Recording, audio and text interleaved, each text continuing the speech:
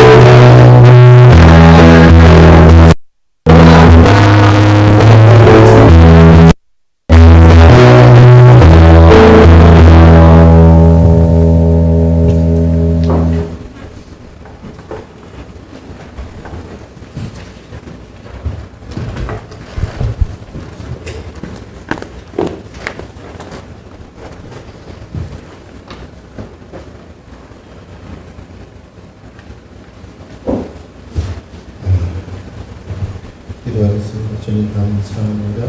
오후 시간에도 함께 하시고 주의 성령으로 붙들어 주시어서 우리가 주의 말씀을 들을 때 내가 고단하되고 새롭게 믿어지게 하시고 하나님의 선하시고 온전한 뜻이 무엇인지 알게 하옵소서.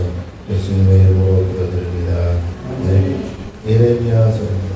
구약성경 예레미야 1장 11절에서 19절 말씀. 구약성경 1050페이지 1280페이지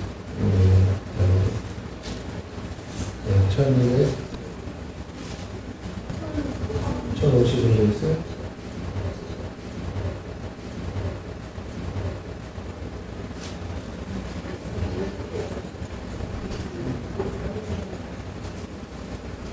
예레미야 이사야서 뒤에 있습니다. 예레미야 1장 11절에서 19절까지 말씀입니다.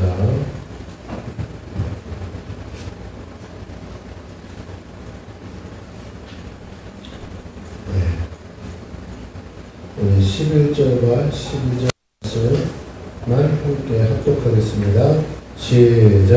여호와의 말씀이 또 내게 임하여 이르시되 예레미야야 내가 무엇을 보느냐 하시매 내가 대답하되 내가 살고 나무 가지를 보느냐 여호와께서 내게 이르시되 내가 잘 보았도다 너는 내가 내 말을 지켜 그대로 이루라 하노라 하시니라.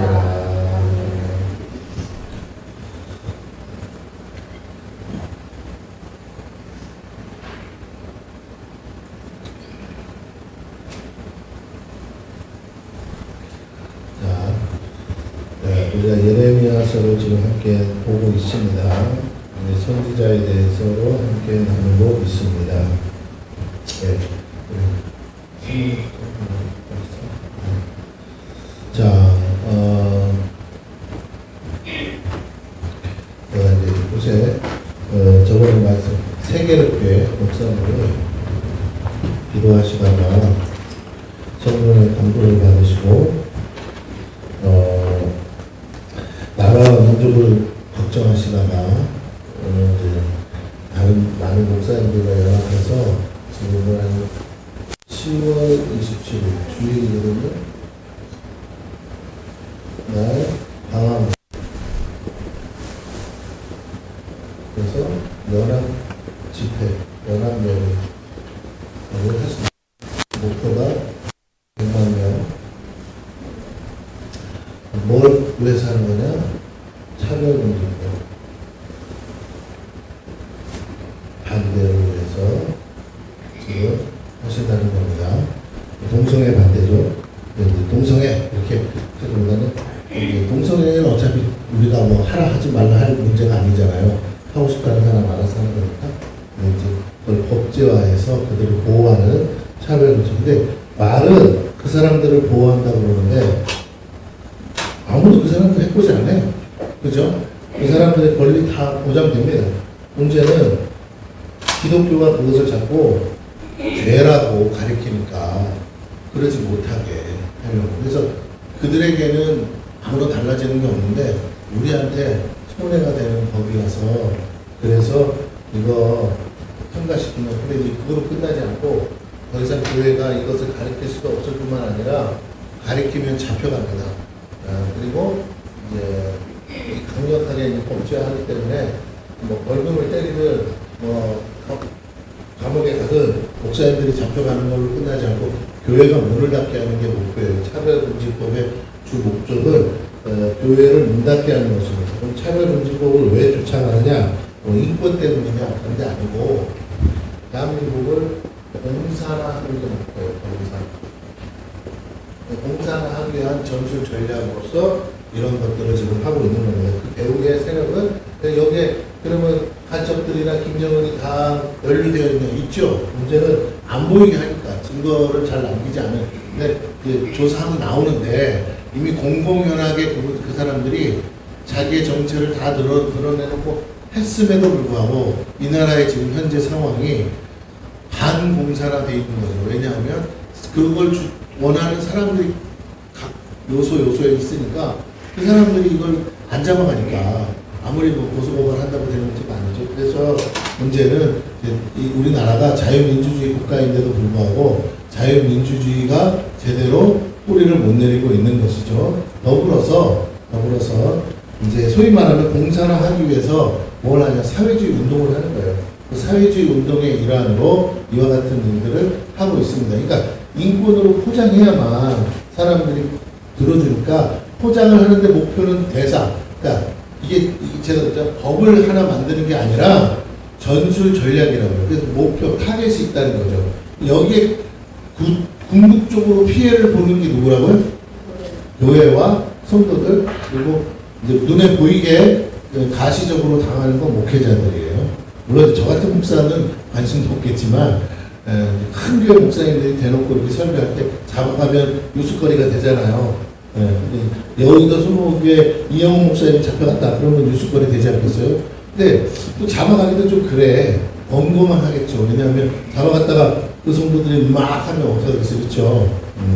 그래서 여러 가지로 이제 문제의 소지가 많고 정부에서도 참 선거 국회의원들도 통과시키자니까 어쩌다고요.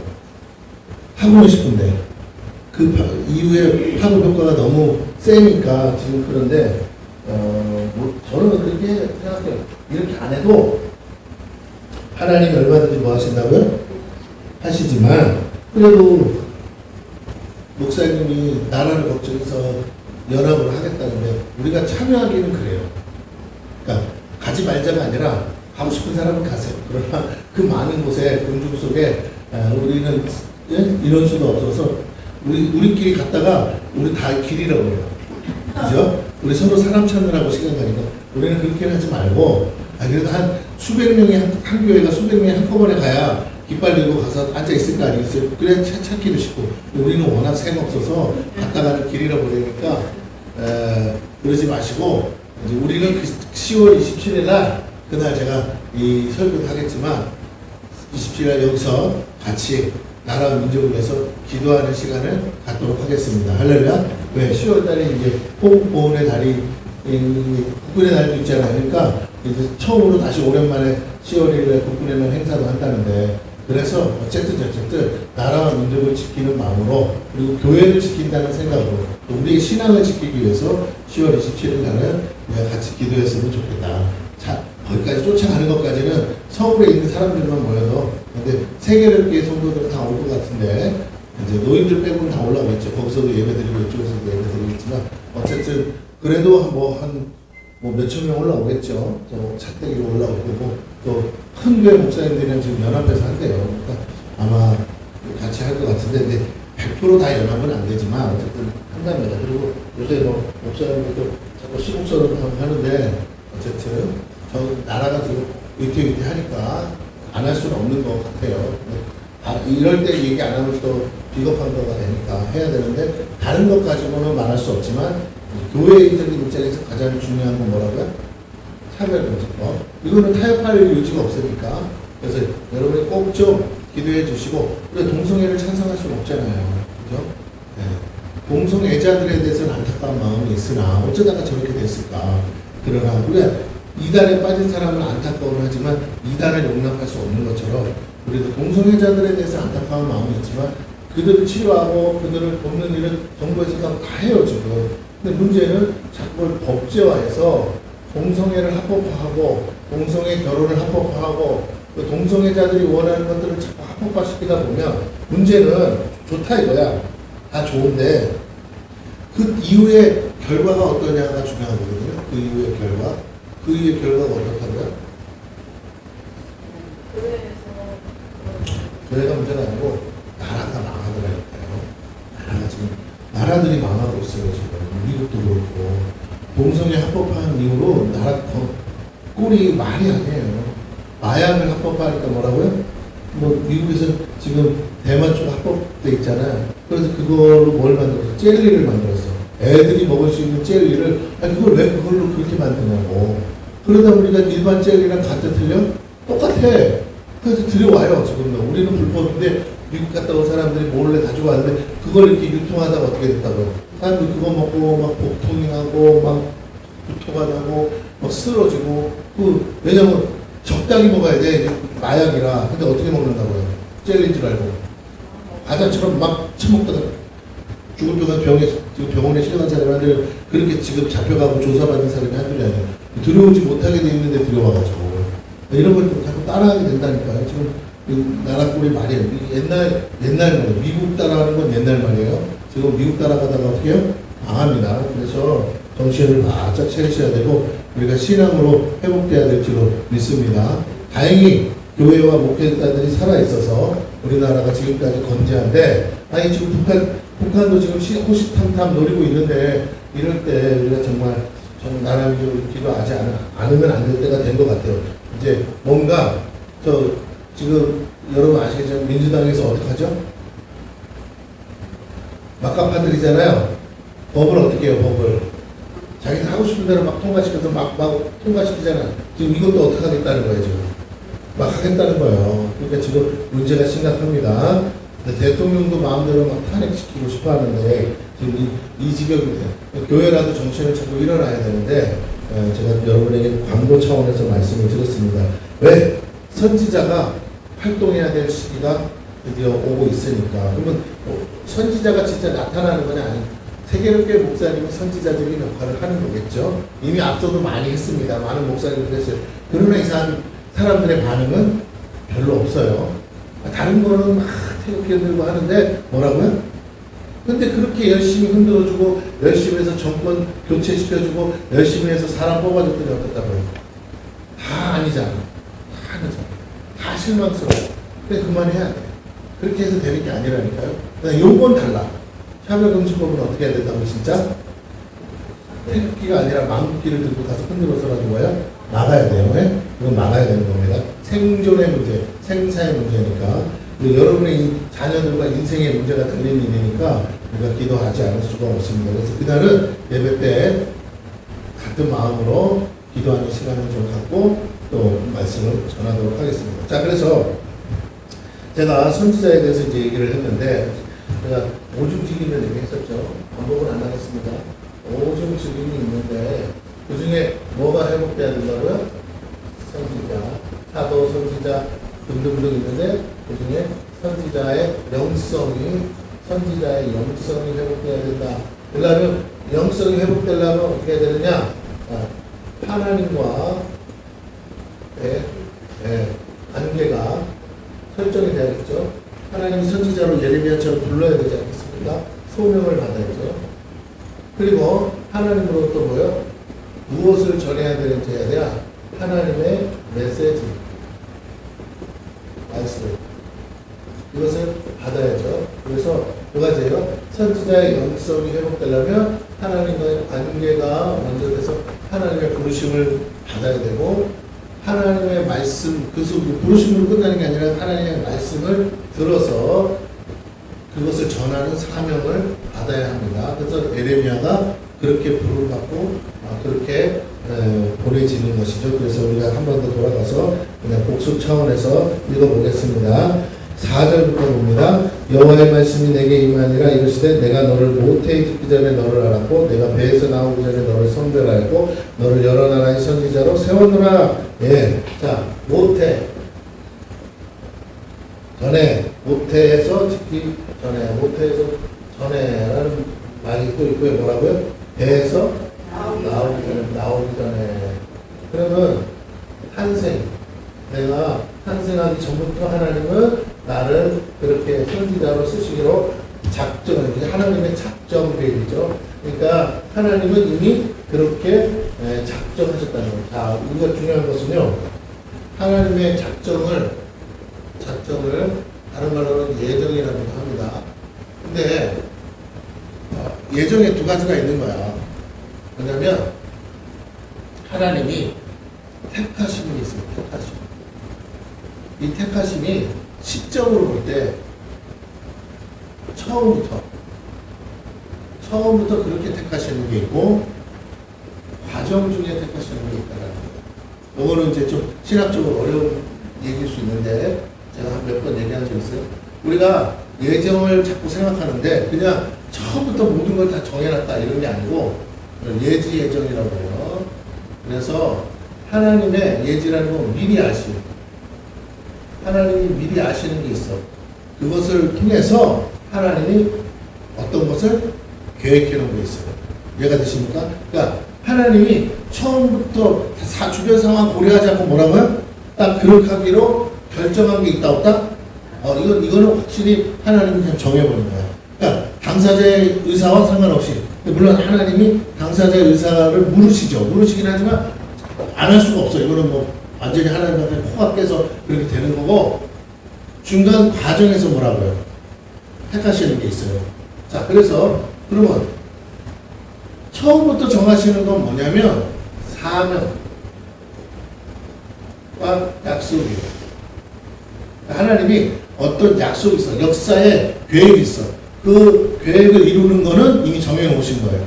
이해가 되십니까? 그러니까 그리고 그 일을 완수할 사람도 정해 놓으셨어요. 그래서 저처럼 이렇게 목사가 된다. 이거는 과정의 일이 아니고 뭐라고요? 하나님이 이미 목사로 사용하려고 정해 놨어요. 이해가 되십니까? 내가 빼도 박도 해요, 못해요? 못해. 도망은 다닐 수 있지만 결국 요나처럼 어떻게 해요? 다시 뱃속에서 나오지 않으면 내 약점을 아시기 때문에 결국에 내가 뭐 할 수밖에 없어요. 항복할 수밖에 없어요. 그러니까 사명을 감당해야 돼. 안 하면 이게 이루어져 안 이루어져? 안 이루어지니까 이거는 어쩔 수가 없는데, 우리의 구원의 여정에서 구원받은 사람에 대해서는 처음부터 이런 사람은 택함 받은 거지만 중간에 과정 중에 택함 받는 사람이 있다 이거예요. 그걸 뭐냐면 우리가 이제 기도한다 그러죠. 기도로 영혼들을 뭐 할 수 있다고요? 택할 수 있어요. 하나님은 누가 구원받을지를 이미 알고는 있어. 그런데 그 사람이 복음을 전해주면 믿을지 안 믿을지를 안다 모른다. 그러니까 사명자는 이미 그렇게 하기로 택한 사람인데 이 사람에게 그 영혼들을 추수하고 거둬야 되니까 그들에게 복음 전환하고 이미 택해놨어요. 빼도 박도 못하게. 근데 이 사람들이 전할 때 받아들이는 사람, 안 받아들이는 사람이 있다 없다. 그건 자유의지야. 이해가 되십니까? 그 사람들은 하나님이 처음부터 예수 믿기로 정해놨다 이렇게 믿지 마시고 어떻게 된 거라고요? 복음이 전해질 때 그 사람이 이 복음을 받아들일지 안 받아들일지를 뭐 하신다고요? 아신다고. 그 말이나 아니요, 달라요. 이거는 이 사람을 애시당초 구원하기로 작정한 사람도 있을 수 있지만 그게 아니라고 뭐라고요? 사명자가 사명을 전하지 않으면 안 되는 거야. 에? 내가 복음 안 전하면 어떻게 돼요? 원래 작정된 건 뭐예요? 구원 안 받기로 작정돼 있잖아요, 우리 다. 맞아요? 우리 심판 받기로 작정돼 있잖아요. 맞죠? 다 죄인이라. 에? 아담 죄로 인해서 다 어떻게 하기로 돼 있다고요? 그 중에 은혜로 뭐라고요? 근데 어떤 사람들을? 복음을 뭐하는 사람들을? 받아들일 영접하는 자. 그쵸? 그 영접하는 자들은 어떻게 하시겠다는 거예요? 그러니까 믿음으로, 나는 그러고 싶어요. 아멘! 믿음으로 받아들이는 사람은, 근데 그 믿음으로 누가 받아들일지를 아신다, 모른다? 아시니까 뭐 한다고요? 이 사람들을 불러서, 야, 저 아프리카에 내가 구원할 사람 있다, 없다? 내 백성 있어. 그러니까 뭐라고 가서? 복음 전하라고. 너 쓸데없는 그만하고. 이해가 되십니까? 이 사람들에게 전해만 주면 이 사람들 중 100명 중에 3명이 받아들인다 그러면 보내신다고요? 안 보내신다고요? 안 보내면 이 3명 어떻게 되는데요? 죽어. 이해가 되시죠? 그러니까 하나님이 보내신다는 거예요. 아하. 그러니까 하나님이 작정한 사람도 있고 아예 그렇게 쓰려고. 그리고 그런 사람들을 통해서 뭐라고요 이제? 각자 믿음으로 받아들일 사람이 있을까요? 없을까요? 있어요. 무슨 말인지 아시겠죠? 네, 자, 그렇습니다. 그런데도 불구하고 우리가 조심해야 될 건 뭐냐? 하나님이 아예 이렇게 쓰기로, 잘 들으세요? 이런 용도로 쓰기로 저를 불렀어. 그래서 사명 감당해. 그럴지라도 내가 구원받을 수 있을까요? 없을까요? 없을 수 있어. 예? 잘 들으세요? 그럴지라도 구원받을 수 없어. 나라고 해서 내가 이 사명을 감당했다고 해서 구원받는 게 아니라니까. 이 일을 위해서는 만세부터 뭐 했다고요? 택하셨으나, 아시겠죠? 택하셨으나, 일을 위해서는 택함을 받았으나 구원은 나도 마찬가지로 뭐 해야 돼? 믿어야죠. 예? 내가 근데 그 믿음에서 어느 날 갑자기 마음이 바뀌어서 뭐라고요? 이탈하면 어떻게 돼요? 떨어지지. 그러면 신천지 이만희한테 끌려간 사람 중에 평신도만 있을까요? 목사도 있을까요? 그럼 그 사람들은 안 믿었겠어요? 적어도 자기가 목사가 될 때까지는 뭐라고요? 물론 날라리 목사도 있습니다. 가짜 목사도 있고. 그 말고 진심으로 믿었던 사람들 중에 정말 하나님 택한 사람이 있을까 없을까? 있겠지. 그럼에도 불구하고 자기가 착하다 해가지고 넘어가면 어떻게 된다고요? 아, 나를 부르신 하나님이 이만이구나. 이렇게 착각하면 어디로 간다고요? 아, 그렇구나. 그럼 내가 정말로 예수 믿고 천국 간다는 거 어떻게 보장받을 수 있냐고. 그죠? 어떻게 보장받을 수 있어요? 네? 말씀으로? 신천지는 말씀 안 믿어요? 신천지도 말씀 믿잖아요.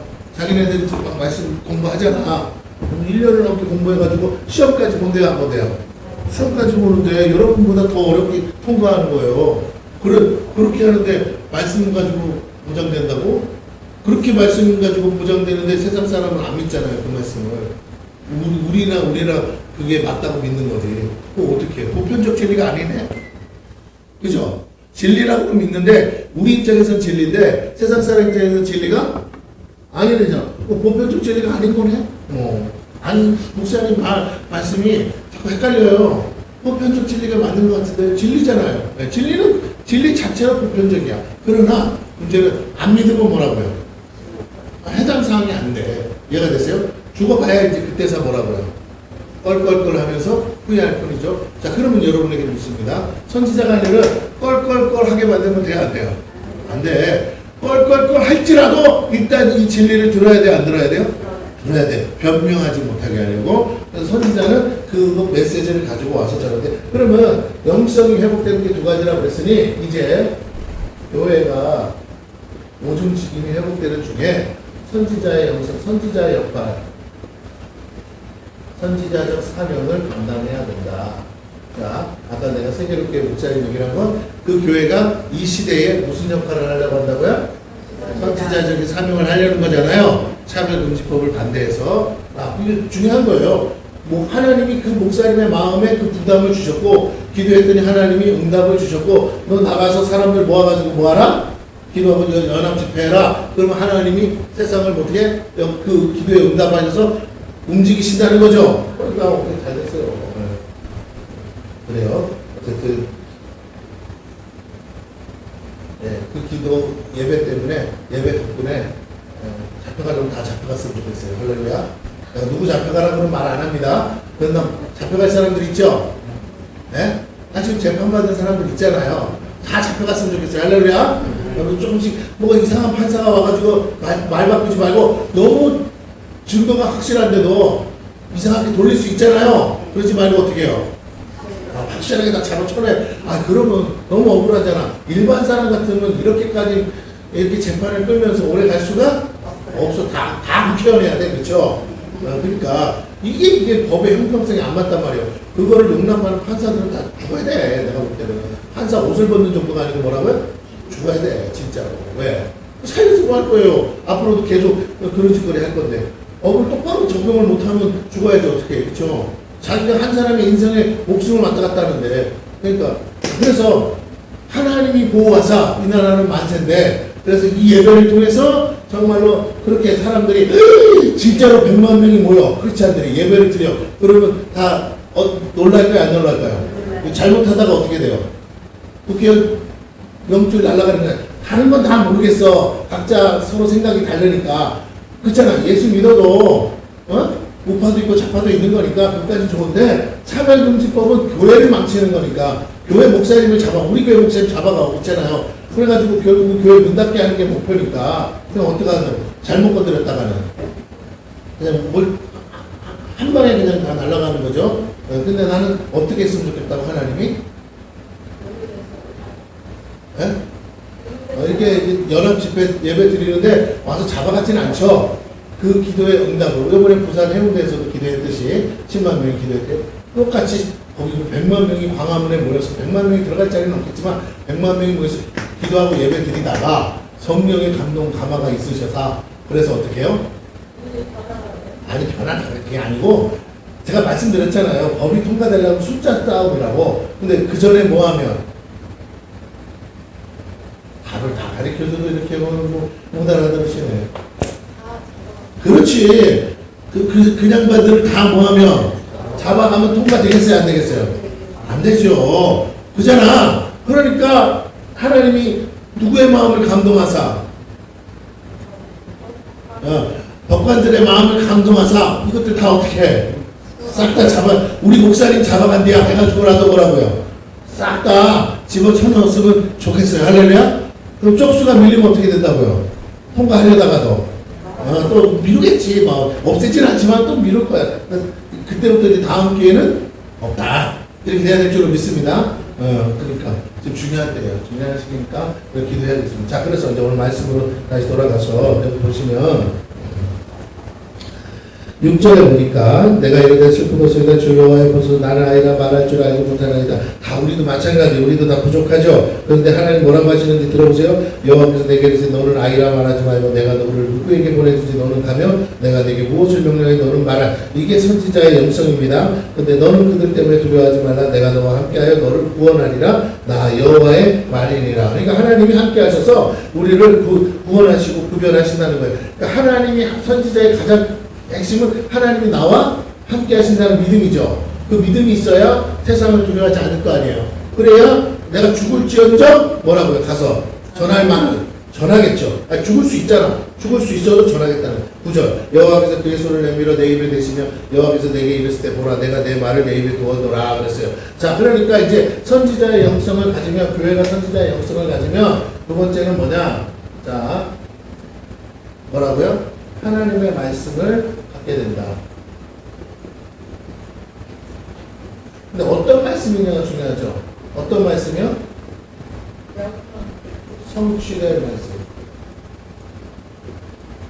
반드시 이루어질 성취될 말씀을 주신다라는 거예요. 아시겠죠? 오케이? 네, 자, 그러면 제가 여러분에게 힌트를 하나 드릴게요. 이제는 신약시대예요. 성령이 우리 가운데 오셨습니다. 선지자의 영성은 회복되는 건 일도 아니에요. 그런데 이미 성령이 오셔서 기름 부으셨기 때문에 이제는 물론 내가 하고 싶다고 하는 건 아니지만 우리가 성취될 말씀, 곧 뭐라고요? 약속의 말씀. 이게 뭐라고요? 예언의 말씀. 이루어질 것에 대한 말씀이니까 약속이면서 동시에 예언이죠. 네, 그걸 이제 한마디로 언약이라고 하는데 이 언약의 말씀을 내가 가지고 증거하면, 전하면, 전달하면 나에게 뭐가 있는 거라고요? 선지자의 사명이 회복이 되는 거죠. 그러니까 우리 교회는 오중직임이 다 있어요. 그 중에 교회가 선지자의 사명을 감당해야 되는데 감당해서 뭘 가지고 전한다고요? 성취될 말씀, 하나님의 입에서 나오는 성취될 말씀 반드시 이루어질 거예요. 될지도 있고 안 될 수도 이런 거 말고. 이해가 되십니까? 회개했더니 용서해 주셔서 아무 일도 없고 이런 거 말고 어떤 거?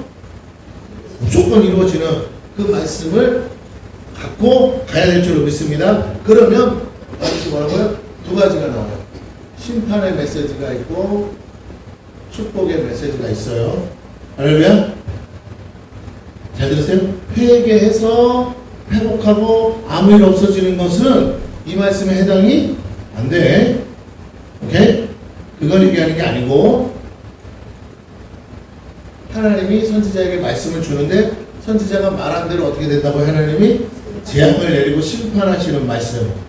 모세는 선지자의 아니에요?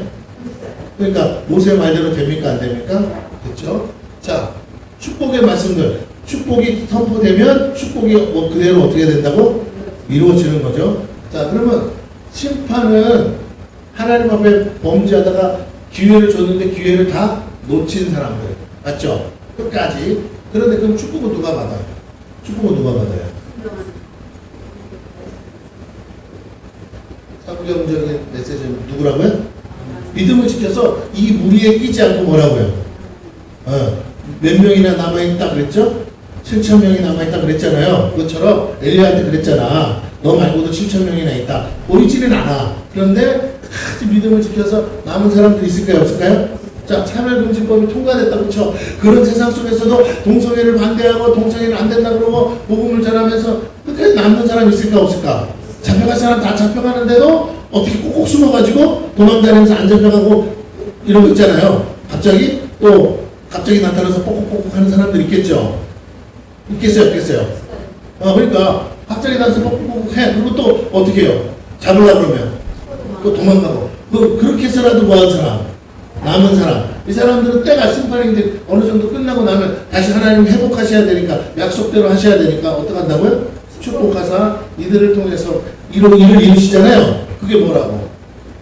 그게 부흥이라는 거예요. 남은 자를 통한 회복의 역사가 뭐라고요? 부흥이야. 그러니까 선지자는 심판만 외치지 않고 뭐 한다고요? 그 이후에 믿음을 지키는 사람들에게는 부흥이 다시 오리라는 약속도 주는 줄로 믿습니다. 그래서 역사는 이렇게 돌아가고 있어요. 물론 마지막에는 이제 그러면 오늘 제가 여러분에게 드리고 싶은 말은 뭐냐면 교회는 이미 그 약속들을 갖고 있다 안 갖고 있다? 이 말씀에 될 걸 다 얘기했잖아요. 그러니까 그 말씀을 가지고 우리가 할 일은 그 남은 자에 속하여야 되겠죠. 타협하면 안 돼. 동시에 우리가 그 말씀을 끝까지 증거해야 될 줄로 믿습니다. 우리가 갈수록 쪽수가 밀릴까요? 많아질까요? 밀리죠. 왜냐하면 심판이 와야 되니까. 점점 사람들의 마음은 강팍해질지라도 거기에 주눅들지 말고 우리의 숫자가 적을지라도 뭐라고요? 하나님의 회복. 우리 나중에는 구원받는 거잖아요. 그걸 위해서라도 어떻게 한다고요? 끝까지 우리의 믿음을 지켜야 될 줄로 믿습니다. 그러니까 선지자가 활동하는 시기는 선지자 때는 부흥의 때가 아니잖아요. 그러니까 선지자의 역할을 하기에는 여러 가지 환경이 좋다 나쁘다. 나쁘죠. 메시지를 전할 수 있는 환경이 아닌 거야. 그럼에도 불구하고 이 일을 감당해야 된다. 그러니까 이렇게 감당할 사람을 만들기 위해서는 뭐라고요?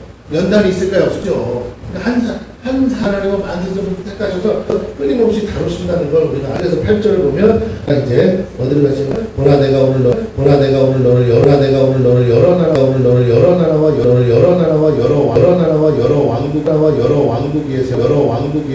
왕국 위에 세워 내가 그것들을 뽑고 파괴하며 파멸하고 넘어뜨리며 건설하고 심게 하야 되느니라 했습니다. 이제 지난주에도 전했는데 그러면 나머지 11절에서 19절 말씀을 가지고 우리가 하나님이 무슨 예언을 하셨느냐, 무슨 에레미야에게 환상을 보여주셨냐를 나눌 건데 그것이 곧 오늘 이 시대에 우리에게 주시는 동일한 메시지라고 여러분 믿으시기를 바라겠습니다. 자, 그래서 예레미야를 보신 하나님께서 그가 선지자로서 살아야 함을 말씀하셨습니다. 그를 보신 하나님은 그의 사명을 부여하셨어요. 어디로 가든지 누구를 만나든지 주님의 명령을 분명하게 전하라는 것입니다. 선지자의 역성은 여기 있습니다. 하나님께서 명하신 말씀을 가감없이 전할 의무가 있어요. 결코 사람을 보고 두려워해서는 안 된다는 것입니다. 오직 자기를 부르신 하나님만을 바라보고 그분을 두려워함으로 하나님의 어미하심을 나타내야 한다는 것이에요. 자신이 전하는 것이 아니고 자신을 통해 하나님이 말씀하시는 것처럼 전해야 한다라는 것이에요. 설령 자신을 죽이려는 사람들의 위험이 있을지라도 결코 타협하거나 두려워서는 안 됩니다. 그러려면 내가 두려워하지 않으면 내가 하나님을 진하게 만나야겠죠. 맞습니까? 내가 하나님을 진하게 만난 만큼 세상을 두려워하지 않겠죠. 우리의 문제는 우리가 하나님을 어떻게 만난다고요? 어설프게 만나니까 자꾸 진하게 보이는 세상이 두려운 거예요. 우리가 정말 하나님을 어떻게 만나야 된다고요? 그러려면 진하게 만나는 방법은 하나예요. 어떻게 하면 진하게 만나죠? 따라해보세요. 고난이 클수록 진하게 만난다. 그죠? 고난이 클수록 진하게 만나는데요. 여러분 고난이 클수록 세상이 두려울까요? 안 두려울까요? 둘이 죽을 것 같았는데 살았으니까. 그죠? 죽을 거 아무도 안 도와줘. 근데 죽을 것 같다가 살아나면 더 이상 세상 사람 볼 게 있어요, 없어요? 아무도 못 도와주는데 두려울 게 뭐가 있어? 오직 하나님이 건져주셨는데 하나님만 바라보게 된다는 것입니다. 할렐루야. 여러분이 그렇게 고난 속에서 건진받은 줄로 믿습니다. 하나님을 진하게 만나셨어요. 그러니 여러분이 어떻게 세상 두려워하지 말고 진하게 전하시면 되는 거예요. 욕을 해도 뭐라고? 신경 쓰지 마세요. 할렐루야. 네. 지금 어떻게 살고 계신다고요? 원래는 살아있으면 안 되잖아요. 어떻게 살고 계신 거예요? 그렇지. 덤으로, 보너스로. 그러니까 어차피 이건 내가 사는 게 아니잖아요. 그러니까 원래는 진작에 죽었어야 되는 거니까 죽었으면 편하지. 근데 뭐라고요? 어쨌든 불편은 한데 덤으로 사는 거니까 어떻다고요? 내가 나를 위해서 굳이 살 필요도 없어. 살려주셨으니까. 그럼 뭐, 살려만 주시면 어떡하겠다고 했는데, 그럼 어떡하겠다고 해야 돼요? 안 해야 돼요? 해줘야죠. 할렐루야. 김용철 장로님도 입이 있어요. 냅두세요. 자, 그래서 뭐 마누라 안 해랄까봐 확인하시는 거예요. 내가 마누라요 그러면. 자, 두 분끼리 집에 가서 한 얘기는 하지 마. 아무리 좋아도 그냥 장로님이 이 시간에 뭐라고요? 당신이 직접 하고 싶은 말 하시게 냅둬요.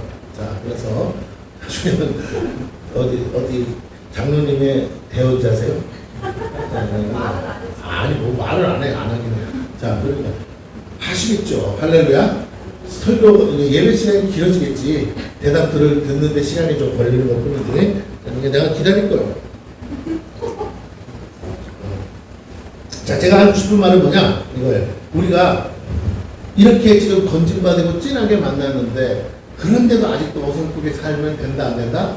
안 돼. 그러니까 여러분이 주변에 있는 사람들을 두려워하지 마셔. 막 그 사람들한테 막 화내고 혈기고 그러라는 게 아니라 해야 할 말은 뭐라고요? 듣든 안 듣든 하세요. 예? 기가 떠나게 하세요. 왜? 그걸 누가 좋아하신다고? 하나님 좋아해요. 내가 지금 두려워할 분은 누구밖에 없기 때문에 하나님밖에 없기 때문에. 그런데 사람들이요 처음에는 막 뭐라 하다가 나중에 하면 그걸 진심으로 받아들여요. 오죽하면 진짜 진짜인가 보다. 그렇지 않고 왜 저렇게까지 내가 욕을 하는데도 뭐라고요? 아랑곳하자고 저렇게 한다는 거 진짜니까 그렇지. 그리고 진심으로 받아들일 때까지 뭐라고요? 일관성 있게 하시는 게 중요합니다. 자, 그래서 중요한 건 우리 자신의 안위가 아니라 하나님의 영광이 가려진다는 데 초점을 맞추셔야 돼요. 설령 우리가 죽는다 해도 하나님 말씀이 그대로 이루어지는 것을 통해 하나님의 영광이 그대로 드러나게 될 줄로 믿습니다. 사도들도 그렇게 순교했잖아요. 그죠? 그 일에 실패한 사람이 누구냐면 모세라는 사람이에요. 우리가 알죠? 평생을 하나님 사람으로 순종했던 모세지만 교만한 이스라엘 백성들의 불순종, 불의함 때문에 모세도 온유했던 모세도 마음이 상했어요. 그래서 모세가 그만 마지막에 하나님의 명령과는 다르게 반석을 뭐합니까? 두 번 내치죠. 그래서 하나님의 영광을 어떻게 했다고요? 가려버렸어요. 그 결과 그는 가나안 땅에 들어갈 축복을 잃고 말았습니다. 다른 사람도 아닌 누가? 모세에게 더욱 이것은 중요한 문제예요. 가나안 땅까지 끌고 가라고 명령하셨는데 막판에 뭐라고요? 그 순종을 제대로 못해서 근데 모세가 왜 그렇게 했냐면 이스라엘 백성도 잠깐 정신이 나가서 혈기가 나가지고 그 순간에 반석을 내리쳐서 치라고 안 했는데 그러니까 이스라엘 백성이 죄가 많고 말도 안 듣는 말도 안 들어 처먹는 이스라엘 백성에게 지금까지 40년 동안 뒤었잖아요. 그렇게 가르쳐줘도 안 들어 처먹잖아. 참아야 되는데 뭐라고요? 다른 사람 몰라도 하나님을 누가 모세가 이스라엘 백성보다는 진하게 만났잖아요. 시내산 꼭대기에서. 그런데 모세가 못 참는다는 건 말이 안 되는 거야. 하나님 편에서는. 다른 사람 몰라도 너가 참을 수 있기에 내가 너를 지도자로 뒀는데 네가 여기서 혈기를 부리면 하나님의 의가 상실. 근데 혈기를 부리는 것까지는 모르겠는데 뭐 했다고? 그 혈기 때문에 반석을 치지 말아야 돼? 반석은 누구를 상징한다고 했죠? 예수 그리스도. 그러니까 예수 그리스도 하나님을 상징. 그러니까 반석을 내리친다는 건 누굴 친 거예요? 그러니까 하나님을 친 거예요. 하나님 해도 어디 저런 것들을 주셔가지고 이런 거 있잖아. 그러니까 사람을 욕하다가 이제 어떻게 한다고? 사람을 욕하지 않고 저런 걸 주신 아담이 좋을 땐 좋았는데 하와가 좀 선악과 먹고 인생 망쳤잖아요. 그러니까 누구를 욕해요? 하와를 욕하지 않고 하나님이 주신 저 여자. 하나님을 안 껴넣어도 되는데 뭐라고? 그 말을 집어넣자. 하나님이 내게 주신 저 여자가 나한테 이거 줬기로 내가 먹었나이다. 누가 실수한 거예요? 그러니까 이게 우리가 혈기로서 순종을 제대로 못한 결과 누가 실수한 게 되버려? 하나님이 실수한 게 되고 하나님의 영광을 가렸다는 거예요. 이 죄가 이스라엘 백성의 지은 죄보다 더 커서 모세가 뭐라고요? 누구보다 먼저 들어가야 될 사람은 모세 아닙니까? 그런데도 모세가 못 들어갔다는 거예요. 이게 중요합니다. 자, 보세요. 이스라엘 백성들은 모세가 어떤 잘못을 했는지 알아요, 몰라요? 모르죠. 하나님과 모세만 통하느니 반석을 7년만도 물어 나왔으니까 이스라엘 백성은 알아요, 몰라요? 물 달라는 거밖에 더 있었어요? 어쨌든 물은 나왔잖아. 하나님이 이스라엘 백성을 구원하시고 가나안 땅에 들여보내기 위해서라도 물을 주신다, 안 주신다? 주셨으나 요 디테일한 불순종은 누구만 하신다고? 그래서 못 들어가게 하시잖아요. 자, 그래서 중요합니다.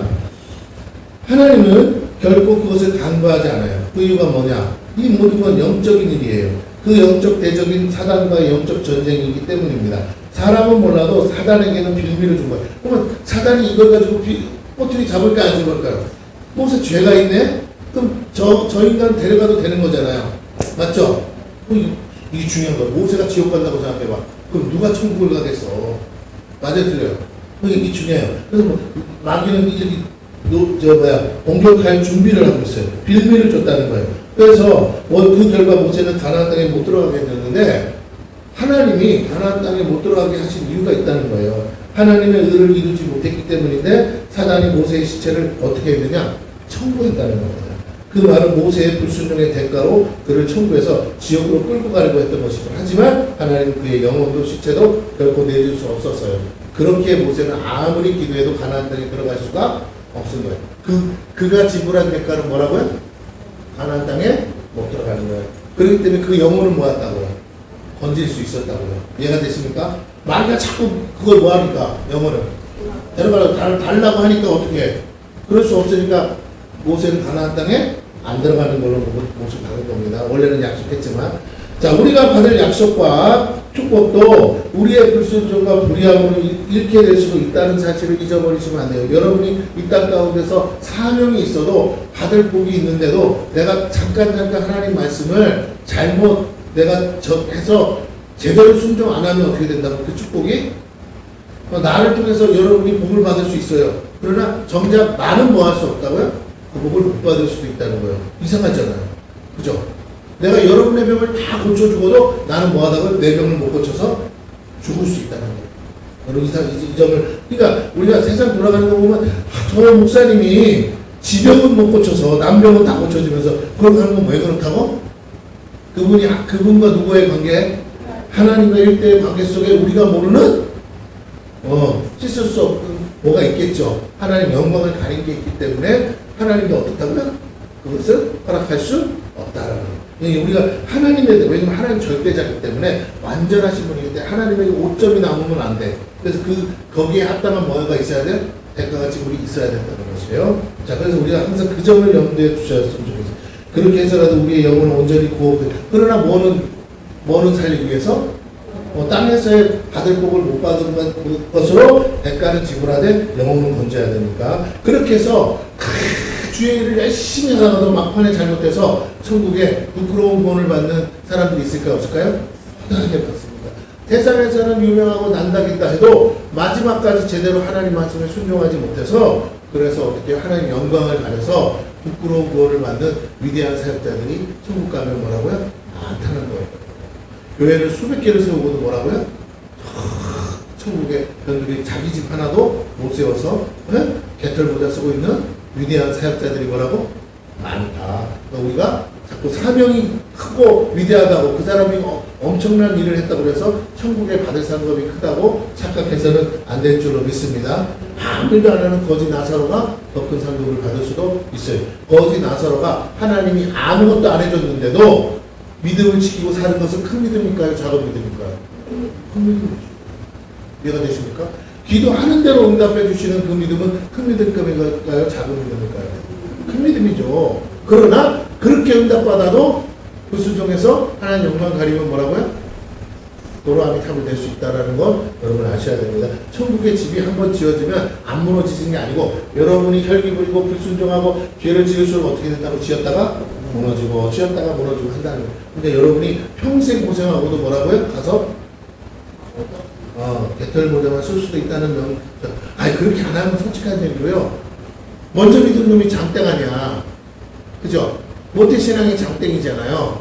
그럼 불공평해요? 안 공평해요? 누구 걱정하죠? 그렇잖아요. 그럼 목사님, 내가 예수 믿고 내 자식이 모태신앙으로 생각했는데 먼저 믿은 게 아무런 복도 없다면 그건 이상한 거 아니에요? 아니요. 잘 믿을 때는 뭐라고요? 모태신앙이 축복이지만 날라리로 믿으면 어떻다고요? 한 믿음만 못할 수도 있어. 차라리 어떻다가 세상 마음대로 살다가 진하게 터져가지고 하나님 믿는 게 차라리 뭐라고요? 알 수도 있다. 그래요. 자, 그래서 우리가 생각하는 기준대로 하나님이 우리에게 상급을 베푸시는 게 아니라, 그래서 우리가 주의해야 된다. 먼저 됐다고 자랑해서도 안 되고, 나중 됐다고 실망해서도 안 된다. 주님이 약속했잖아요. 먼저 된 자, 나중 되고, 나중 된 자, 먼저 될 수 있다고 하셨어요. 그러니까 조심해야 돼요. 먼저 되는 게 축복이지만, 먼저 될수록 주의해야 돼요. 겸손해야 돼요. 자, 그래서 사명자는 이 부분에 더욱 신중하고 조심해야 되는데, 많은 영혼을 맡은 자일수록 더욱 주의해야 한다. 왜? 영향력이 크니까. 그 한 사람 때문에 많은 영혼이 지옥으로 끌려갈 수 있습니다. 이제 예레미야에게 주신 말씀이 무엇이지 않게 보고 우리에게 주신 말씀을 무엇인지를 살펴보려고 하는데, 이제 이거 내용 금방 끝납니다. 11절에서 12절을 같이 봅니다. 여호와의 말씀이 또 내게 임하니라 이르시되 예레미야야 내가 무엇을 보느냐 하시면 내가 대답하되 내가 살구나무가지를 보나이다. 즉 환상이 열렸어요. 영안이 열린 거죠. 여호와께서 내게 이르시되 내가 잘 보았도다. 이는 내가 내 말을 주께 그대로 이루려 함이니라 하시니라. 자, 그런데 이게 우리가 볼 때는 살구나무가지 보고 그런데 이게 히브리어 언어로 보면 약간 말장난이 섞여 있다는 겁니다. 자, 살구나무라는 말과 지키다라는 말이 같은 어원이라는 거예요. 이해가 되십니까? 우리나라 말도 그렇게 비슷하게 뜻은 다른데 말이 단어가 비슷할 수 있잖아요. 그렇게 해서 말장난이 그러니까 환상은 살구나무 가지를 만드는데 그 의미가 뭐냐? 그 의미가 바로 그 원어의 뉘앙스상 살구나무라는 말이 결국 깨어있다라는 단어와 같은 거예요. 깨어있다. 그래서 이게 가지라는 말은 뭐냐면 지팡이라는 뜻이에요. 그러니까 이게 뭘 의미하느냐? 파수꾼의 지팡이를 상징하는 거예요. 깨어있어 파수꾼의 지팡이로서 깨어있다라는 건데, 누가? 하나님이 파수꾼처럼 깨어있어 반드시 그 약속의 말씀을 뭐 하시겠다? 이루시겠다라는 표현으로서 이 환상을 보여주셨다는 거예요. 얘가 진짜. 그러니까 살구나무 자체가 중요해, 안 중요해? 아무 의미가 없잖아. 살구나무라는 단어가 뭐라고요? 깨어있다라는 그 말과 같단 말이에요. 그러니까 요 말장난을 가지고 뭐 하신다고요, 하나님이? 내가 너한테 앞으로 지금 보여줄 예언이 어떻게 될 거라고? 그러니까 자, 살구나무 가지 예언은 이스라엘 백성과 관계가 있어요, 없어요? 없어. 이거 지금 누구에게 보여주는 거예요? 예레미야. 내가 앞으로 너한테 보여줄 환상은 반드시 뭐 할 거다. 그걸 위해서 내가 살구나무 가지를 보여준 거야. 내가 마치 파수꾼처럼 깨어 있어서 반드시 지킬 거야. 이렇게 얘기하신 거예요. 아시겠습니까? 그러니까 요 앞에 예언은 예레미야와 하나님과의 관계 해당되는 거고, 그 다음 예언은 뭐라고? 이제부터 이스라엘 백성에게 전해야 될 메시지인 줄로 믿습니다. 자, 그래서 하나님께서 그렇게 계시의 확정성을 하나님의 말씀을 통해 의지로 표현해 주셨어요. 하나님께서 한마디로 반드시 이루시겠다. 자, 아까 내가 얘기했죠? 선지자에 반드시 이루어질 말씀이 있다고 그랬죠? 네. 자, 13절에서 어디까지냐? 15절까지입니다. 여호와의 말씀이 다시 내게 임하니라 이르시되 내가 무엇을 보느냐 내가 끓는 가마를 보내냐 그 윗면이 북에서부터 기울어졌나이다 하니 여호와께서 내게 이르시되 재앙이 북방에서 일어나 이 땅의 모든 주민들에게 부어지리라. 환상이랑 예언 내용이 해설이 금방 이해되시죠? 네, 자, 그래서 내가 북방 왕국들의 모든 족속들을 부를 것인즉 그들이 와서 예루살렘 성문옥에 각기 자리를 정하고 그 사방 모든 성벽과 유다 모든 성읍들을 치리라. 여호와의 날이라. 여기서 우리가 오늘 메시지와 좀 상관없는 한 가지 얘기를 해보자. 우리가 영안이 열려서 어떤 예언을 하는데 말씀으로 주실 때가 있고 지식으로 주실 때가 있고 환상으로 주실 때가 있고 꿈으로 주실 때가 있어요. 그죠? 자, 그러면 말씀은 잘 보세요. 말씀은 약속이 전제돼야 돼요. 그죠? 그러니까 뭐 해야 되냐? 반드시 말씀을 받았다고 다 되는 게 아니라 기록된 말씀, 성경. 아시겠습니까? 성경과 뭐 해야 된다고요? 비교해서 뒷받침할 말씀을 뭐 해야 돼? 찾아야 돼. 찾아. 그러니까 내가 하나님으로부터 무슨 말씀을 받았어도 그것을 뒷받침할 수 있는 뭐라고요? 말씀을 찾아야 돼. 왜? 듣기는 들었는데 마귀가 할 수도 있잖아. 아시겠습니까? 아유, 마귀도 그러면 성경에 있는 내용을 얘기할 수도 있잖아요. 있어요. 어? 근데 그럴지라도 우리는 어떻게 해야 된다고요? 찾아야 돼요. 근데 찾아보면 어떻게 할 수 있느냐? 아세요? 찾았는데 뭐 구절을 찾으면 안 돼. 문맥을 따라 해석해야 돼. 그래서 그 말이 문맥 속에 어떤 의미로 사용되었고 어떻게 적용됐는지를 알고 오늘 내 상황에 그것이 합당한지를 보시고 뭐라고요? 이거 잠깐만 이거는 내 상황이 아닌데? 그러면 어떻게 해요? 이 말씀은 버리라는 거예요. 아시겠죠? 그러니까 이 과정이 복잡해 안 복잡해? 복잡해. 그죠? 그러나 이게 제일 좋아. 왜? 가장 안전하고 확실하니까. 과정은 복잡한데 제일 좋아. 그런데 내가 성경을 평상시에 자주 보고 자주 알고 자주 그 의미를 알고 미리 알고 있다면 어느 날 말씀이 주시고 그 말씀이 성경 구절이 생각이 나. 그래서 무슨 의미가 되는지 적용하는 게 그냥 갑자기 일사천리로 딱 해석이 되면 그때는 확실한 예언이 될까요 안 될까요? 그러니까 여러분이 뭐 하시냐 평상시에 뭐 하시라고요? 잘 보시면 이 과정이 복잡하지 않게 어떻게 돼요? 쉽게 빨리 처리될 수가 있어요. 그러니까 평상시에 성경 공부를 많이 하셔야 돼요. 통독도 많이 하시고 그러면 됩니다. 그 다음에 이제 지식으로 올 때가 있어요. 지식을 뭐라고 그러면 정보라고 그래요. 데이터, 정보. 자, 이 지식을 어떻게 해야 돼요? 정보를 수집이 돼야 돼요. 수집. 그래서 어떻게 해야 되냐? 확실한 근거가 있을 때까지 여러분이 수집해야 돼요. 수집. 그러니까 이건 성경 구절은 아니에요. 그러나 우리 세상 살다 보면 지식이 필요해 안 필요해요? 근데 이 지식이 어디서 들려오면 찌라시가 되면 됩니까 안 됩니까? 안 되죠. 그걸 근거로 할 수가 없잖아. 그러니까 우리가 정보를 어떻게 하느냐? 확실한 근거가 있어서 내가 이거 진짜 이건 확실하다 할 때만 뭐라고. 근데 기도 중에 이런 지식이 올 수 있다 없다? 있다니까요. 하나님이 계시로 보내줄 때가 있어요. 주식 투자하는데 뭐라고? 저 회사에다 투자하라. 알려줄까 안 알려줄까? 알려준다니까요. 어머 나도 그런 거 들어봤어. 아니 근데 그렇게 쉽게 안 줘요. 할렐루야. 어떻게 해야 줘요? 이걸 늘 똑같아.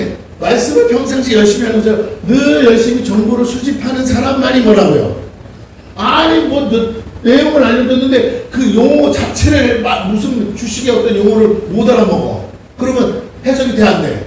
내가 무식해서 해석 못하는 걸 어떡하겠냐고. 그렇죠? 그러니까 내가 여기에 최소한 뭐가 돼야 된다고요? 전문가 수준은 돼야 된다는 거야. 공부해야 된다니까. 그래야 기도 중에 뭐가 올 수 있다고요? 올 수가 있어. 이해가 되십니까? 그때 그러니까 이렇게 해서 이쪽도 괜찮은 것 같고 이쪽도 괜찮은 것 같은데 확신이 안 서는데 기도하다가 어느 쪽에 뭐라고요? 확신이 딱 주실 때가 있어. 그러면 거기에 대한 뭘 찾으면 나온다? 근거를 찾으면 근거가 나올까요 안 나올까요? 하나님 주신 게 맞으면 요 확실한 근거가 나온다니까요. 그러나 하나님이 안 주시면 뭐라고요? 그냥 독불복이 돼버려. 이해가 되십니까? 그렇게 가서는 가끔은 맞을 수 있으나 자꾸 그러다 보면 누가 장난질 한다고요? 마귀가 장난질 하니까 절대 그래서는 안 된다는 겁니다. 알겠죠? 한 번도 안 해본 거라니까 그냥 여러분은 안 하는데 이게 그럼 뭐하러 전문가 돼? 그렇잖아요. 전문가 돼야 돼. 뭘 하려면 제대로 알고 해야지. 아니 무슨 동네 면장도 제대로 알고 해야지. 그렇죠? 그거 모르면 어떻게 해. 내가 막 한 게 법에 어긋나는 거면 오히려 내가 잡혀가는 거 아닙니까? 그러니까 안 돼요. 자, 그 다음에 여기서부터가 이제 우리가 자주 겪는 건데 자, 잘 들으세요. 환상은 좀 달라. 이거는 오픈 아이. 그러니까 마치 눈 뜨고 보는 것 같은 거야. 근데 약간 어떤 거냐면 비몽사몽이야. 내가 자는 건 아니야. 근데 뭐라고요? 갑자기 영안이 확 열려서 확 오는 거야. 그러니까 영안이 열린 사람들이 가끔 뭘 보고 막 이렇게 얘기해 주는 거 있잖아요. 그건 아니야. 그냥 영안은 영안이야. 이거는 그게 아니고 뭐라고요? 갑자기 이렇게 멀쩡한 상태에서 정신이 훅 나가듯이 넋이 나가듯이 뭐라고요? 환상이 봐봐. 여러분이 안 보이고 갑자기 뭐만 보여? 잠도 안 자는데 환상만 보이는 걸 말하는 거예요. understand? 그러니까 이건 내 정신이 아니요. 잠깐 정신 나갔다 오는 거예요. 자, 그런데 보기를 본 거야, 안 본 거야? 확실하게 봤기 때문에 안 잊어버려. 이해가 되십니까? 자, 꿈이 있어, 꿈. 꿈은 진짜 이거는 뭐 정신이 완전히 나간 상태잖아요. 그 꿈속인데 깼는데 잊어버린다, 안 잊어버린다? 안 잊어버려야 돼. 깼는데 잊어버리면요. 그건 개꿈이에요. 그쵸? 근데 깼는데 안 잊어버리는데 앞뒤 맥락이 없으면 그것도 개꿈이야. 이해가 되십니까? 예? 개가 말을 하면. 그쵸? 그걸 무슨 영원한 꿈으로 생각하면 된다, 안 된다?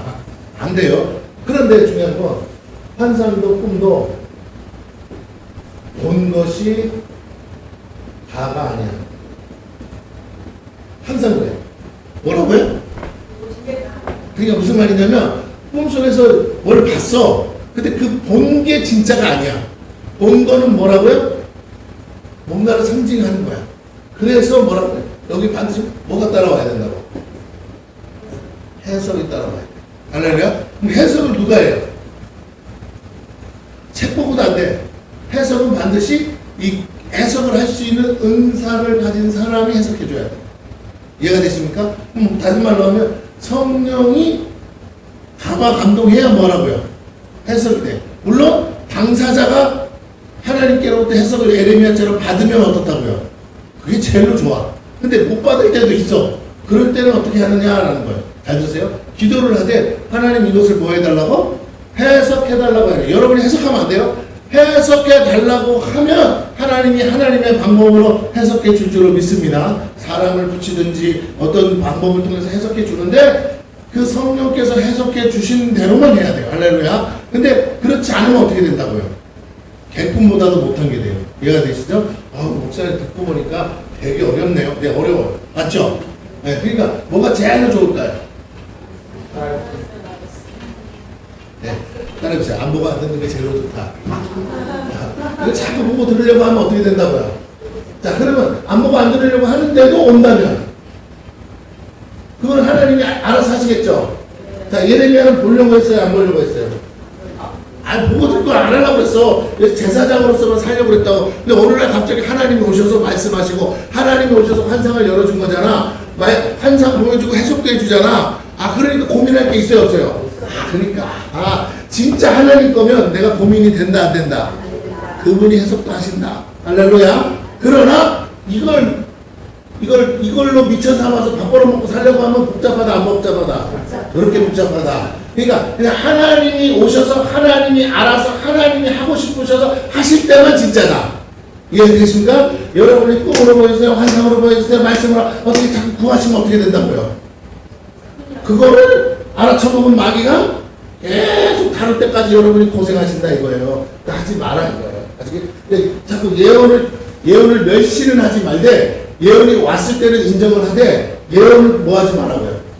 구하지 마요. 할렐루야. 사모는 해야 돼. 그러나 구하지 마세요. 그러면 예언을 사모하라는 말은 뭐냐면 안 없어질, 누가 봐도 헷갈리지 않고 누가 봐도 안 없어질 확실한 예언의 말씀이 있다는 거예요. 예? 그게 뭐예요? 성경 말씀. 할렐루야. 그렇기 때문에 여러분에게 부탁합니다. 다른 거 다 덮어놓고 이 성경만큼은 펴서 이 확실한 예언의 말씀 오랫동안 지어진 거잖아요. 한 번도 바뀌지 않았어요. 이 말씀을 붙들고 가시기를 축원합니다. 자, 이건 좀 약간 엮기로 샜다가 오는 건데, 자, 오늘 말씀을 보니까 하나님께서 예레미야에게 반드시 성취된 계시에 대해 설명하셨어요. 한마디로 심판입니다. 이스라엘 향한 하나님의 심판이 결코 중단되지 않고 이루어진다는 거예요. 그런데 그 심판이 북방 민족들을 통해서 하시겠다는 것이고, 이것은 역사의 주관자가 하나님이라는 것을 말씀하고 있어요. 제국의 흥망성쇠가 여호와 하나님의 뜻 가운데 있다는 거예요. 누가 누구를 일으켜서 누구를 통해서 이스라엘을 칠지도 하나님이 정하신다는 거예요. 그것을 통해 당신의 백성을 치게 하실 하나님의 경륜이 포함되어 있습니다. 예레미야가 보는 환상은 끓는 가마의 환상인데 북쪽이 저주의 땅이고 저주의 땅이고 심판이 심판이 땅이 된다는 것을 우리는 간과해서, 그래서 중요한 건 이제부터는 우리가 어디가 중요한 게 아니라 누구와 함께 하느냐가 중요한 거예요. 할렐루야. 내가 어디에 있든 누구와 함께 하면, 하나님과 함께 하면 거기가 뭐가 된다고요? 축복의 장소가 되지만 내가 하나님을 버리면 뭐가 된다고요? 그래서 이스라엘 백성이 가나안 땅에 들어갈 때 가나안 땅 때가 축복의 땅이 아니고 가나안은 잘못해요. 가나안은 아말렉 족속에 있는 그들의 범죄함으로 인해서 저주의 땅이 됐죠. 그래서 아말렉 족속을 내치는 거 아닙니까? 그러나 이 아말렉 족속의 심판의 도구가 누구였어요? 이스라엘 민족이죠. 맞습니까? 하나님을 대신해서 하나님이 이스라엘 백성을 일으키사 애굽에서 건져내서 아말렉을 치는 도구로 삼았습니다. 그러면 이스라엘 백성도 하나님을 저버리면 어떻게 된다고요? 하나님이 다른 민족을 일으키사 이스라엘 백성을 이 땅에서 뭐 하신다고요? 그러면 이스라엘 민족이 그 땅으로부터 뭘 받은 거야? 저주를 받은 거야. 아하, 그 땅이 중요한 게 아니라 내가 누구와 함께 하느냐가 중요한 거구나. 내가 하나님을 버리면 하나님도 나를 버리시는구나. 그래서 신앙생활은요, 우리가 어떤 장소에 있느냐가 중요한 게 아니에요. 어떤 것이 더 중요하냐면 내가 하나님과 함께 할 거냐, 아니면 다른 것으로 내가 선택할 거냐의 이 갈림길에서 여러분이 항상 하나님을 선택해야 돼요. 이 하나님을 선택하는 기준이 말씀이에요. 자, 그래서 하나님 말씀에 순종하면 하나님의 축복이 임하는 땅이지만 하나님 말씀에 불순종하면 그것이 저주의 땅이고 심판의 땅이 된다는 것이에요. 16절을 봅니다. 우리가 나를 버리고 다른 신들에게 분양하며 자기 손으로 만든 것들에 절하였은지 내가 나의 심판을 그들에게 선고하여 그들의 모든 죄악을 칩니다. 아니 애굽 민족을 심판하시고 건져주셨잖아요. 그런데 이스라엘 백성을 다시 어떻게 한다고요? 애굽 백성처럼 심판하신다. 왜? 애굽 민족처럼 우상 숭배하니까. 자, 이스라엘 민족이 왜 이런 심판을 받습니까? 그들이 하나님의 백성임에도 불구하고 하나님을 버렸기 때문에. 그렇다면 우리도 마찬가지. 우리가 은혜로 구원을 받았음에도 우리가 하나님의 약속을 저버리고 하나님 말씀에 불순종한다면 어찌 우리가 받은 구원이 안전하리라고 믿을 수 있어요. 자기 백성을 멸하신 하나님께서 어찌 돌 감람나무 가지에 불과한 우리를 멸하시지 않겠습니까? 바울이 말했죠. 원 감람나무 가지도 아끼지 아니하신 하나님께서 그 하나님은 결코 간과해서는 안 될 줄로 믿습니다. 돌 감람나무 주제에 원 감람나무 가지도 아끼지 않았어요. 그럼 우리도 얼마든지 하나님을 저버리면 어떻게 된다고요? 은혜로 접붙임 냈을지라도 잘려나갈 수 있는 거 아니겠습니까? 열매 없으면 어떻게 된다고 그랬죠? 가지치기 당하는 거예요. 농부이신 하나님은 열매가 있는지 없는지를 보시. 원 감람나무일지라도 뭐가 없으면, 열매 없으면 무화과 나무가 말라 죽은 줄로 믿습니다. 자, 다른 죄도 아니고 하나님을 버리고 우상에게 절한 죄요. 하물며 그 우상도 자신들이 만든 신에게 절하는 어리석음에 빠진 백성들의 불신앙이에요. 자기들이 만든 신 앞에 절한다는 게 말이 됩니까? 이걸 간과하신다는 것은 하나님이 더 이상 그들을 사랑하지 않는다는 것과 다를 바 없어요.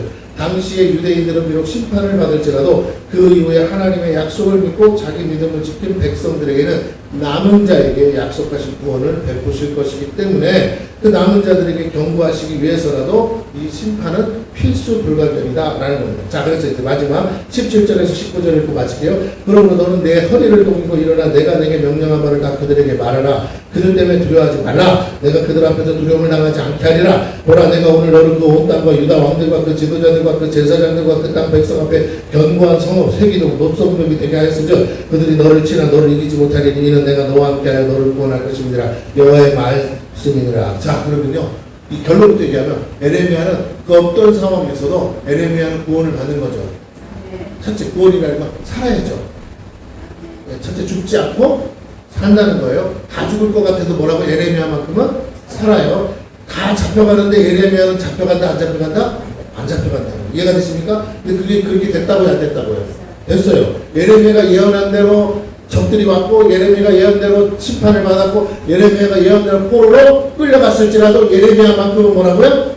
건져지고 살았고 남았어요. 할렐루야? 그럼 남은 자의 축복에 들어간다 안 들어간다? 들어가요. 예, 이게 굉장히 중요한 거예요. 자, 그래서 예레미야는 허리를 동이고 다른 모든 일보다도 이 말씀을 전하는 데 전념해야 돼요. 그러나 혼자서 모든 사람이 이 심판을 알리고 경고한다는 건 참으로 두려워. 이미 하나님은 예레미야 마음을 알아요. 두려워한다는 거. 그래서 어떻게 해요?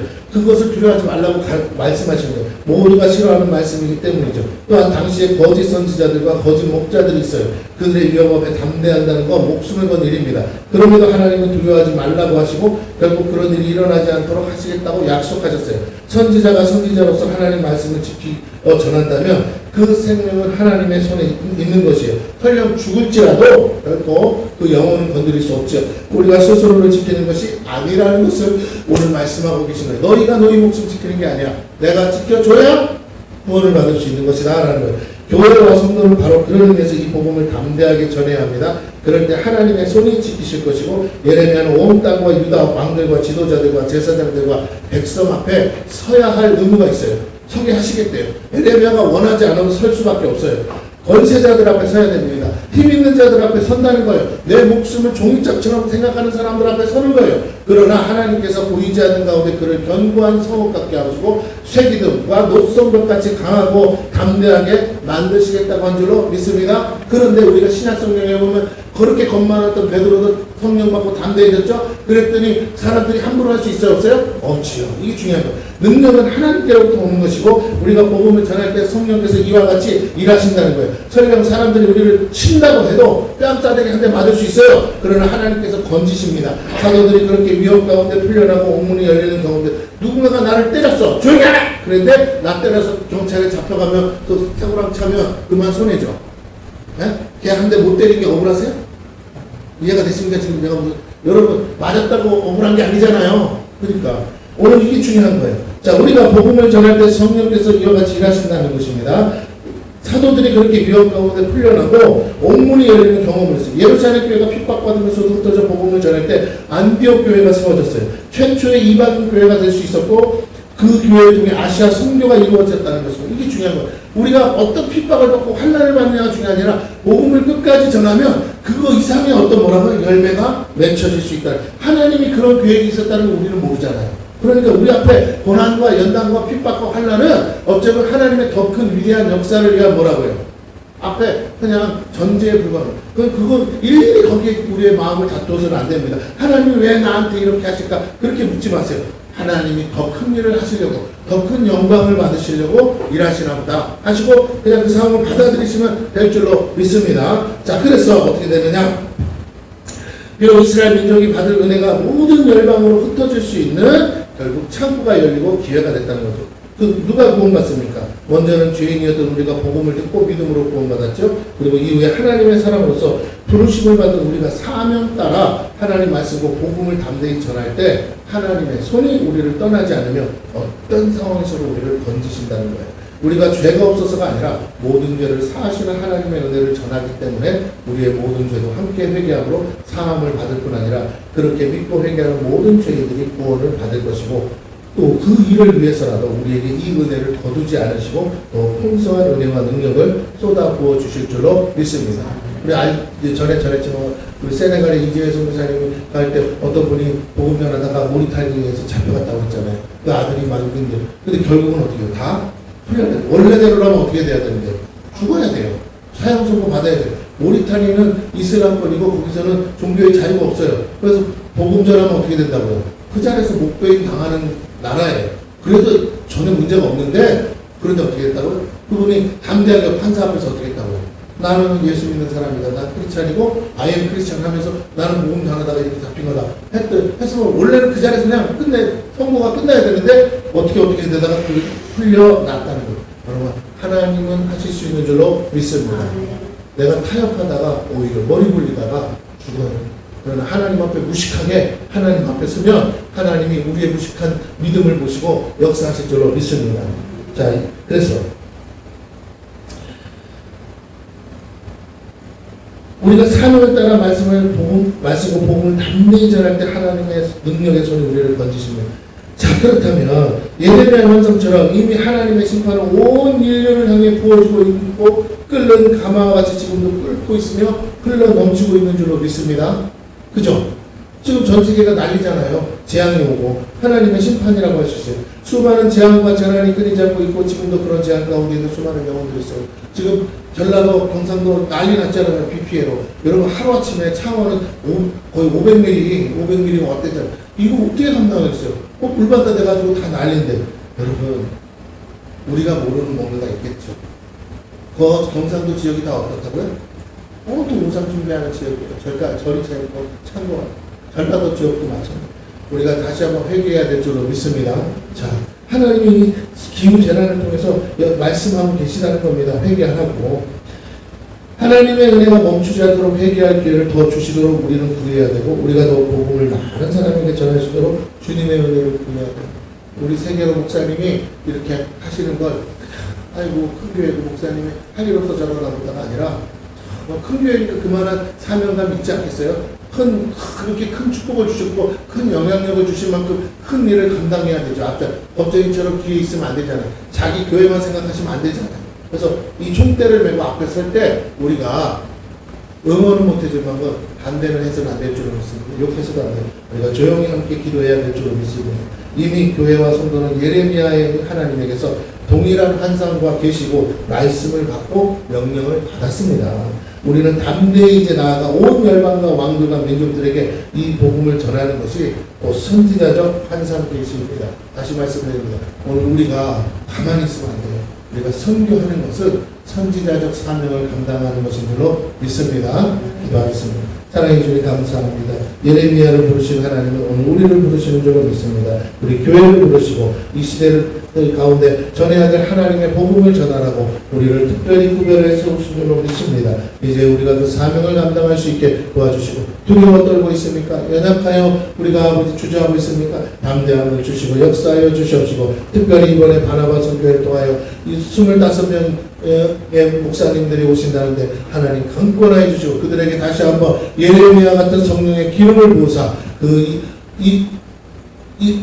하나님께서 구원고자 하시는 일본 땅에 수많은 영혼들에게 복음을 전하여서 영혼들을 건져낼 수 있는 하나님의 일꾼들로 사용하여 주시옵시고 그들을 섬기는 일에 우리를 붙여주셨사오니 우리가 정말로 기도로 섬기고 물질로 섬기고 마음으로 섬길 때 하나님 크게 은혜 내려주실 줄 믿습니다. 우리가 함께 하실 줄 믿고 예수님의 이름으로 기도드리옵나이다. 아멘. 우리 다같이 주님 가르친 기도로 마치겠습니다. 하늘에 계신 우리 아버지여 이름이 거룩히 여김을 받으시오. 나라의 마옵시오. 뜻이 하늘에서 이룬 것 같이 땅에서도 이루어지이다. 오늘날 우리에게 의한 양식을 주옵시고 우리가 우리에게 죄 지은 자를 사하여 준 것 같이 우리 죄를 사하여 주옵시고 우리를 시험에 들게 하지 마옵시고 다만 안에서 구하옵소서. 내게 나라와 권세와 영광이 아버지께 영원히 있사옵나이다. 아멘.